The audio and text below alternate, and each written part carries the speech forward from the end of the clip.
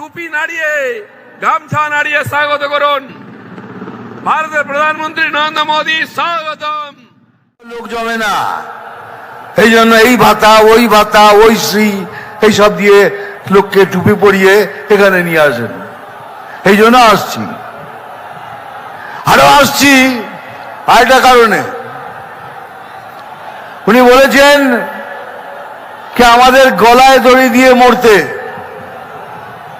আমি বললাম ঠিক আছে, আমরা মরবো, আমরা গলায় দড়ি দিয়ে মরবো, কিন্তু আপনি কথা দিন, আপনি রেল লাইনের মাথা দিয়ে দেবেন।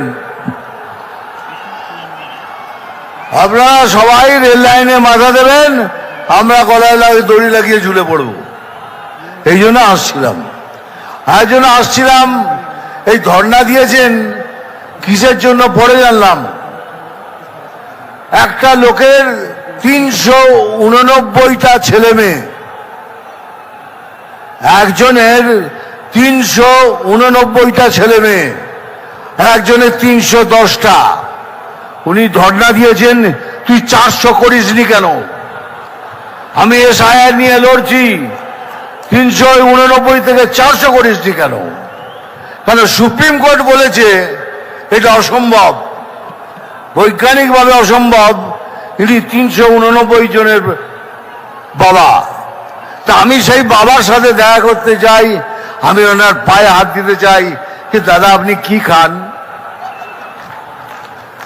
আপনি একটু দয়া করে বলুন আপনি কি খান।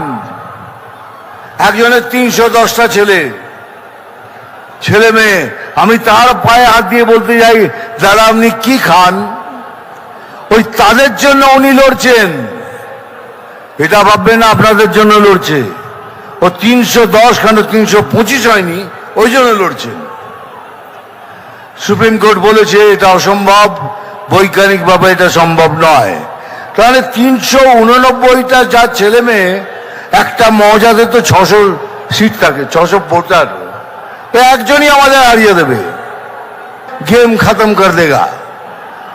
एक बार आओ ना, आमने सामने आओ, देखो बीजेपी में क्या ताकत है, देख लो। खाली पुलिस को बोलो तुम निरपेक्ष हो जाओ। আমি কথা দিচ্ছি আমার সমস্ত আদিবাসী আমার ভাই বোনদের, আমরা যদি আসি আপনাদের সব কষ্ট দূর হবে। পড়াশোনার জন্য একটা টিচার নেই, আসবে। যত কষ্ট পেয়েছেন আমরা সব দূর করব, এ আমি গ্যারান্টি দিয়ে বলছি। যে আলু চাষি কষ্ট পাচ্ছেন, কথা দিচ্ছি এখানে যেদিন আমরা সরকারে আসব প্রথম কাজ আপনাদের জন্য করব, আলু চাষিদের জন্য করব। আর ভাই সত্যি আমি বাতেলা দিই না, আমি যা বলি স্ট্রেট কাট বলি। আর একটা কথা আমার মনে পড়ছে এইমাত্র,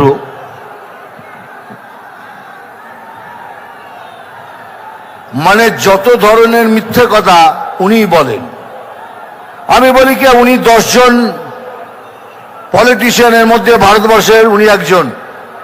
সবাই আমার উপর রেগে যেত, কি করছো দাদা, উনি একটা ফেইল্ড পলিটিশিয়ান, উনি একটা বাজে পলিটিশিয়ান, আপনি ওকে 10 জনের মধ্যে একজন বলছেন। তার কারণ আছে রে, কেন বলছি।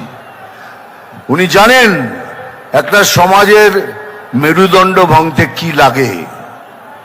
প্রথম হলো শিক্ষা, দ্বিতীয় হলো কার্য। উনি শিক্ষা ব্যবস্থা এবং কার্য অবস্থা দুটোই শেষ করে দিয়েছেন। একটা সমাজকে ভাঙার জন্য এটাই দরকার। সেই জন্যই আমি বলেছিলাম 10 জনের মধ্যে একজনে উনি। দুনিয়াতে অনেক ধরনের চিফ মিনিস্টার দেখেছি, এইরকম চিফ মিনিস্টার দেখিনি যিনি কথায় কথায় মিথ্যে কথা বলেন। এত মিথ্যে বলেছেন যার মিথ্যে বলার সময় নেই। কারণ আপনাদের সূচনা দিচ্ছি, হাত ভেঙেছে, পা ভেঙেছে, এবার কিন্তু আরো কিছু ভাঙতে পারে, তার জন্য তৈরি থাকবেন। হয়তো চলে গেল আইসিইউতে, আর আইসিইউ থেকে বক্তৃতা দিচ্ছেন, আমার কি হবে। আইসিইউ থেকে বক্তৃতা দেওয়া যায়, উনি এমন ভাবে ব্যবস্থা করবেন তাতে আইসিইউ থেকে বক্তৃতা দেওয়া যায়। যাই হোক, বেশি কথা বলবো না, আমি জানি স্যার এসে গেছেন, স্যারকে সশস্ত্র প্রণাম। আমার এখানে যারা বসে আছেন তাদেরও প্রণাম। ডায়লগ তো বলতেই হবে, বলে নি, আবার বলবো,